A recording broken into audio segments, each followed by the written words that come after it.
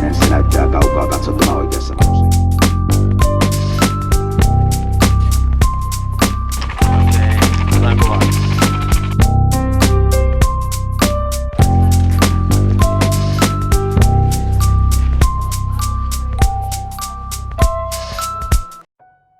Tulivuori Vesuvius on purkautunut monta kertaa. Varhaisin havainto on eräiden lähteiden mukaan peräti vuodelta 2500 ennen ajanlaskua.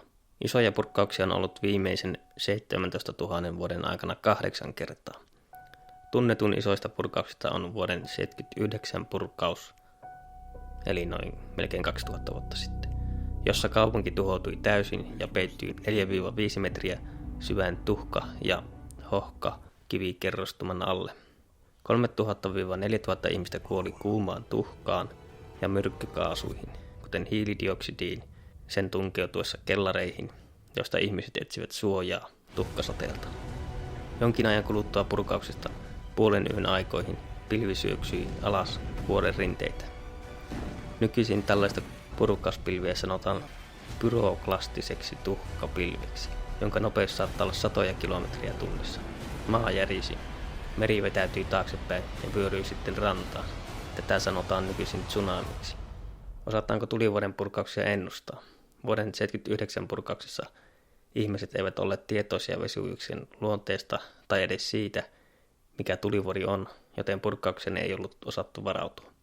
Tulivuori oli oireillut jo pidemmän aikaa ja maanjäristyksiä oli esiintynyt jo vuodesta 1962, mutta merkkiä ei osattu tulkita oikein. Eräs selityksistä tulivuorille ja niihin liittyville maanjäristyksille olivat niiden alle haudatut jättiläiset, jotka aiheuttivat lähialueille maanjäristyksiä. Vähän modernimpi selitys oli, että maanjäristyksillä oli tekemistä myrskyjen kanssa ja maailman eri osat olivat jotenkin yhteydessä toisiinsa. Näiden näkemysten pohjalta purkauksen ennustaminen oli mahdotonta. Kiinnostavaa tässä ennen vuoden 1767 isoa purkausta maalatussa taulussa on se, miten rauhallisesti sen ajan turistit seuraavat kraatterin purkausta. Merkillepantavaa on, että kaikki paikalla olevat seuraavat tapahtumia myötätuulen puolelta. Kraatteri purkautuu toiseen suuntaan, ja näin ollen purkausta seuraavat ainakin kokevat olevansa turvassa. Hetkinen, miten tämä on niin tuttu skenaario. Katsotaanpa, mitä tapahtuu Islannin ja juuri purkautuvan tulivuoren vierellä. Ainakin tästä kuvakulmasta turistin etäisyys tulivuoresta ei ole turvallinen.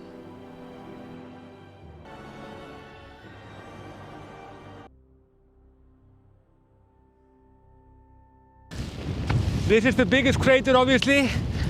It's a new mountain, I guess. I mean, we will need to name this something. Not sure what that will be. It's incredible to hear the sound from the volcano. It's almost like a combination of like the ocean and like some brutality, like wet brutality. The craters are obviously, the biggest one are 2. The smaller one doesn't seem that violent, but this one, we've been watching it for like an hour or 2 now, and it goes stronger like for a minute, and then it goes back to kind of normal. This is safe in a way, but it's interesting. This is definitely what we call a touristic volcano in Iceland, as long as you mind the gas pollution, and it's just breathtaking in so many ways. Siellä pyydetään esimerkiksi, jos katselet vuori, niin se näyttää kaukaa katsottuna oikeassa valossa ihan valkoiselta. Ja toinen syy, miksi sitä sanotaan maitovuoriksi, niin voisi olla se, että kun siellä aikaisemmin, ei niinkään enää nyt, mutta aikaisemmin, niin kasvatettiin vuohia. Niin vuohen maito tuli sitten tältä alueelta, mitä tasamaallakin myytiin, niin siinä mielessä maitovuorista puhuttiin. Jossa on sitten, niihin tarvitaan valtavasti materiaalia. Tarvitaan jos minkä näköistä pientä Jeesus. Ei mene tuohon mun edelle.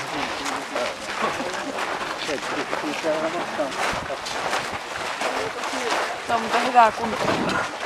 On. Alkaa maisematkin.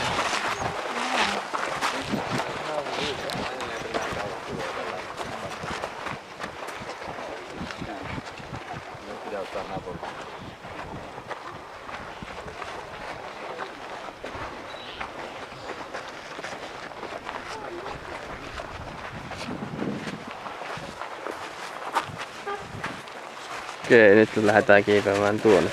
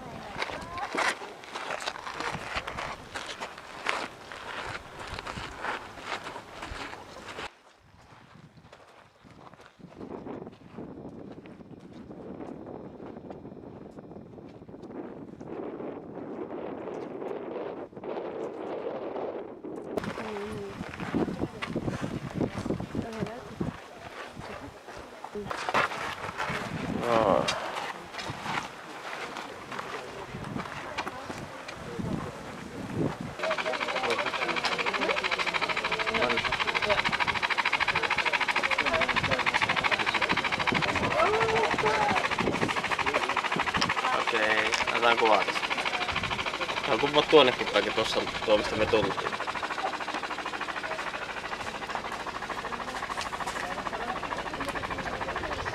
Okei. Piti saada se oma näkemys, kuvaajan oma näkemys.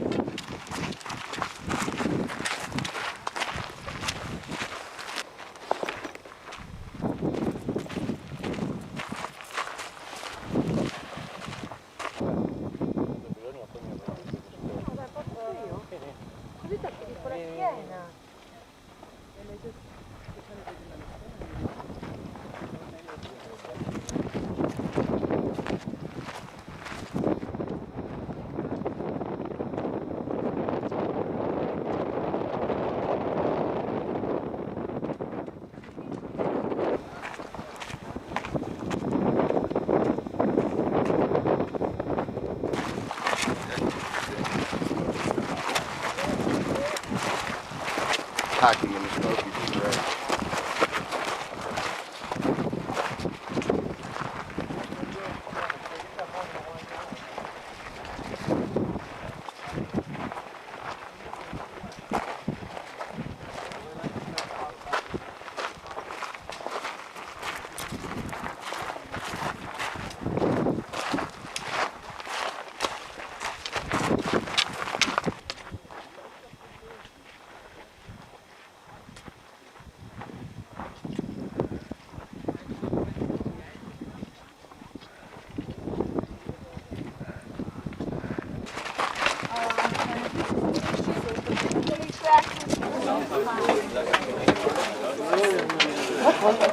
On hienon näköinen.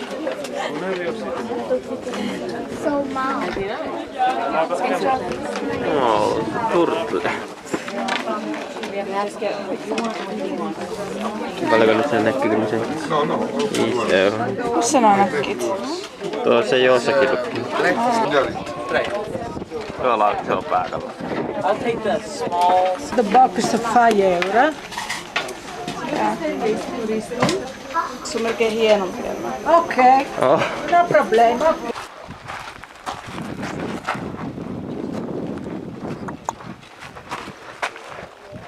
Hyökkää kimppu.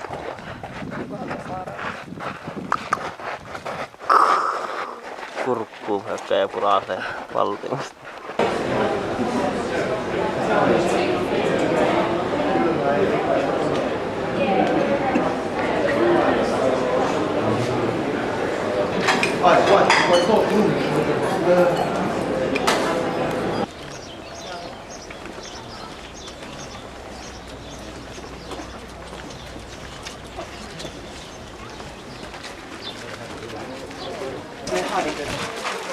Kadut on rakennettu useimmat sillä tavalla, että ne on pikkusen kalteita.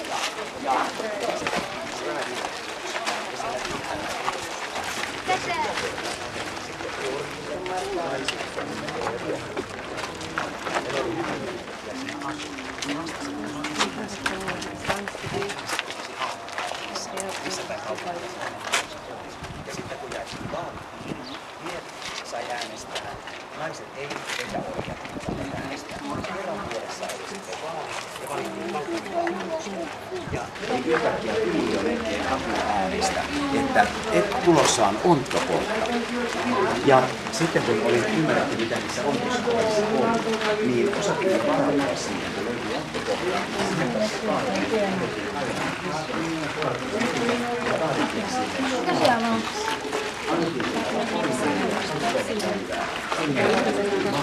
Tuossa näkyy luut. Onko? Ihan oikein.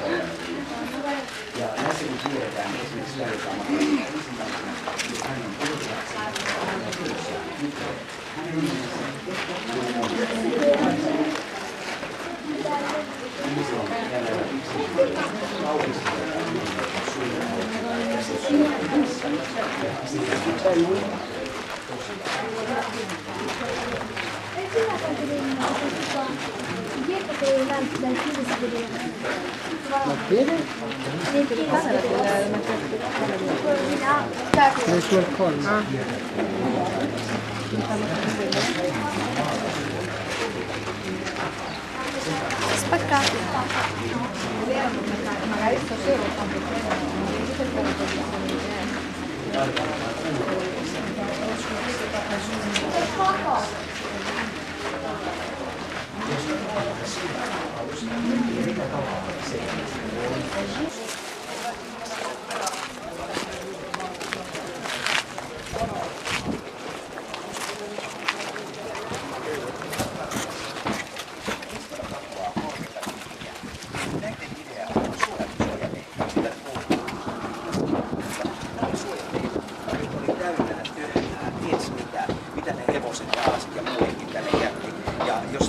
siivota tai vesi viedä, niin täällä oli tosi epämiellyttävää sandaaleissa, nahkasandaaleissa, niin mennä teitten yli.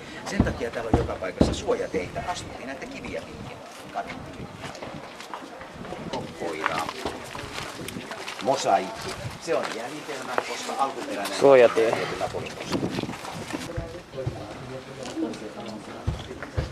Ja se oli vähän niin kuin glögiä, voisi arvata. Niin meikäläisten glögi tällä hetkellä, niin mitä he talvella joivat. Ja sitten kesällä mieluusti olutta. Ja tuolla Apenninien vuorilla, siellä on jäätä. Niin paljon tulee talvella lunta. Vielähän tuossa oli melkein kesäkuun kääntynyt.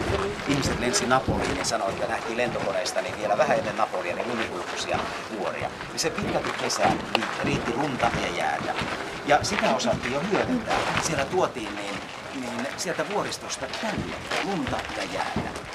Ja vankkureilla peitettiin purulla, se kenties heinillä, että se säilyi pitkään. Oli erilaisia kellarihuoneita, missä sitä varastoitiin ja sitä myytiin. Ravintolat olivat hyviä asiakkaita. Ja mitä nämä kolot sitten on? Niin näihin koloihin laitettiin, niin jos on isompia koloja, niin ne on todennäköisesti ollut ruualle. Eli siihen on laitettu sitten se saviastia, jossa on säilytetty ruoka. Tuli oli aina täällä päässä. Täällä oli tulisia ja täällä tehtiin ruuat, kuumennettiin ja sitten sulla oli tässä valmiina niin savisia, paksuja keramisia niin uuria, joihin oli helppo laittaa sitten, jos se ruoka pysyi lämpimä. Sitten se kuuma ruoka aina sisään tänne ja sitten kauppa kävi. Myytiin tästä niin ihmisille ja saattoi olla pieniä tuolia ja pöytiäkin, jossa ne istui ja söi. Sitten jos näette tällä kierroksella pienempiä reikiä, niin ne on sitten juomia varten. Amfora saatiin sinne laitettua kätevästi.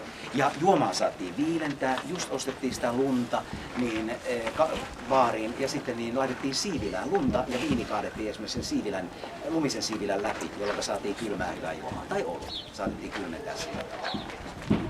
Ravintolassa käytiin paljon syömässä, kun kotona niin ei ollut. Ja sitten oli niin paljon kauppakaupungissa vieraita, liikemiehiä, muita, joilla ainut konsti syödä oli sitten syödä näissä.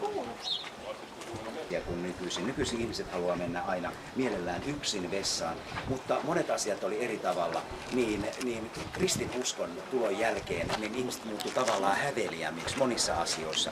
Silloin kun ei vielä kristinuskoa tunnettu, niin ei ihmiset ollut pahoja sinänsä, mutta ei ne osannut tehdä sitä, mitä me nyt kauhistuttaisiin, että mitä se tuo aikuinen ihminen tekee tuon lapsen kanssa. Niin tällaisia asioita ei välttämättä silloin niistä pidetty pahana ja sitten ymmärretty, että jos viettää yön lapsen kanssa, niin se olisi jotenkin paha. Sitten kun kristinusko tuli, niin tällaisia asioita, niin se ajattelu muuttui. Miten he sitten kävi vessassa esimerkiksi, niin silloin käytiin seurueittain. Niissä oli yleensä 4 istuinta aina vierekkäin. Se oli sosiaalinen tapahtuma. Siellä juteltiin, pohdittiin asioita ja muita. Siellä oli ne vessareijat, niihin oli laitettu puusta kehykset, vesi virtasi siellä alla ja sitten siellä oli orja. Muistakaa, että niitä orjia oli kaupungin väestöstä melkein 60%, niin ne oli joka paikassa läsnä. Ne on niin kuin näkymättömiä tavallaan. Että on todistuksia siitä, että esimerkiksi niin ihmisten makuuhuoneissa öisin, niin siellä saattoi orja olla nurkassa, ei se haitannut mitään, mitä siellä tapahtui. Ja siellä vessassa oli sitten myöskin orja, jonka tehtävä oli pitää sieni suhkopuoltaina. Nimittäin sitten kun oli tarpeet tehty, niin sen jälkeen niin heillä oli kepit, pitkät kepit, ja siellä oli sitten kepin päässä niin semmoinen merestä nostettu sieni. Ja sillä tehtiin, sitten oli vettä siinä ämpärissä, ja sillä sienellä tehtiin sitten alapesu. Ja annettiin seuraavalle, ja välillä se orja sitä sitten vähän muussa. Ja sitä hän sanoi Vespasianus, että häntä vesi tuli sitten suoraan. Ja tässä oli kaunis allas, kalakereillä hienosti laitettu suihkulähde, josta vesi tuli sitten ammattilaisesti ääntä ja solinnan ääntä. Ja sitten kun vettä tuli siinä, kun se oli rakennettu niin se allas, että kun vettä tuli niin tarpeeksi, kun se vedenkin alkoi nousta, niin se meni siitä reunien yli tai jostain raosta niin tuonne alle. Ja täällä alhaalla oli sitten vesisäiliö, jonne pahan päivän varalle niin varastoitiin vettä. Jos tulisi kuiva jakso, niin sitten tiedettiin, että siellä talon alla on säiliö jossain vettä. Ja sinne saatettiin, kun se alkoi sitten kasvaa, niin mitä nyt vesi alkaa kasvaa, niin saatettiin laittaa ankeriaita, jotka viihtyi siellä pimeässä ja piti tutkaana sitä vesisäiliöstä. Ehkä kauan tähän, mutta kuitenkin. Tuolla on keittiö, tiedetään siinä nurkassa, siellä on laitettu ruokia. Ja se on ollut 2-kerroksinen, siellä on ottanut tikapuut yläkertaa, uusit pilkkaa. Ja siellä on nuo orjat keittiöllä. Yleensä ruokahuoneita oli 2, tuossa oli toinen, se näkee maalauksista. Ja miten syötiin, niin makuultaan. Aina makuasennossa syötiin ja sitten niin ruoka tarjoiltiin siihen. Toista kättä pidettiin näin ja toisella sitten syötiin. Niistähän on paljon kertomuksia niin roomalaisten syömisistä, pontilaisten syömistä, että kun järjestettiin pitoja, niin välillä niin kun oli hauskat, naiset ja lapset lähetettiin kotiin pimeän tuntua ja haluttiin vielä juoda ja syödä niin.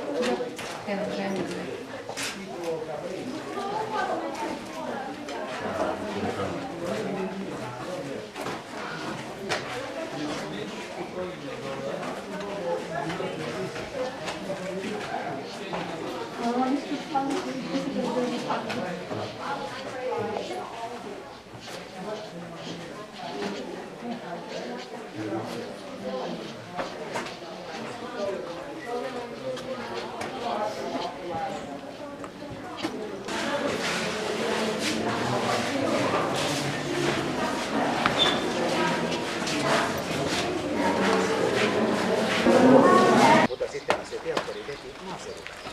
Siinä tultiin maalta sitten, niin käytiin täällä ostoksilla tai tuotiin tavaroita.